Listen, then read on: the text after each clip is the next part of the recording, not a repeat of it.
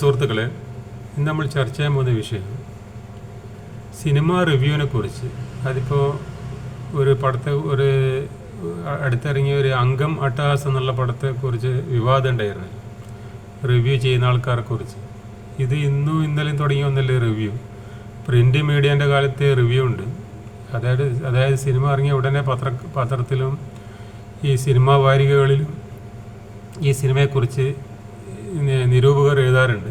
അതിൽ കോഴിക്കോടനും സിനിക്ക് എന്ന് പറഞ്ഞ ആളാണ് ഏറ്റവും കൂടുതൽ ഈ സിനിമയെക്കുറിച്ച് എഴുതുന്ന ആൾക്കാർ. അതുകൂടാതെ കുറേ ആൾക്കാരുണ്ട്, കെ ത്യാഗരാജങ്ങൾ, കുറേ ആൾക്കാർ. അതിൽ അന്നത്തെ കാലത്ത് ഏറ്റവും കൂടുതൽ സിനിമ ഇറങ്ങിക്കഴിഞ്ഞാൽ ഏറ്റവും കൂടുതൽ വിമർശനത്തിന് ബലിയാടാകുന്നത് വിൻസെൻ്റാണ്. വിൻസെൻറ്റിൻ്റെ ഒരു പടം ഇറങ്ങിക്കഴിഞ്ഞാൽ പാവം കുറേ ഈ സിനിമാ നിരൂപകർ വരും, ഇതുപോലെ ഈ റിവ്യൂ പറയുന്ന ആളെ പോലെ. എന്നിട്ട് വിൻസെൻറ്റിൻ്റെ പടത്തെക്കുറിച്ച്, വിൻസെൻറ്റിൻ്റെ അഭിനയത്തെക്കുറിച്ച് മോശമായിട്ട് അഭിപ്രായം വന്നു.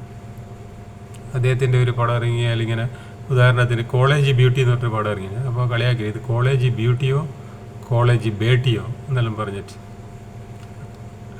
അതേപോലെ വിൻസെൻറ്റിൻ്റെ കുറേ പടങ്ങൾ, പട്ടാളം ജാനകി, പെൺപുലി, ഇതെല്ലാം അത് വിൻസെൻറ്റിനെ വിമർശിച്ചിട്ട് എഴുതും. നിത്യവസന്ത് എന്ന് പറഞ്ഞൊരു പടം ഇറങ്ങി, വിൻസെൻ്റ് സോമനും ഇറങ്ങിയിട്ട് ഉള്ള പടം. അതിൽ സോമനെക്കുറിച്ച് നന്നായിട്ട് എഴുതിയിട്ട് അതിൽ നായകനായ വിൻസെൻറ്റിനെ കുറിച്ച് എഴുതിയത്, ഇയാൾക്ക് നല്ലത് സ്റ്റണ്ടും കാർ ചേസുമാണ്, അഭിനയം എന്ന് പറഞ്ഞ സംഗതിയില്ല, അഭിനയിക്കാതെ മർക്കട മുഷ്ടി പിടിച്ചതെന്നെല്ലാം പറഞ്ഞിട്ട് ഞാൻ ഇന്നും എനിക്ക് ഓർമ്മയുണ്ട് അതിനെക്കുറിച്ച് എഴുതിയത്, വിൻസെൻറ്റിനെ കുറിച്ച്.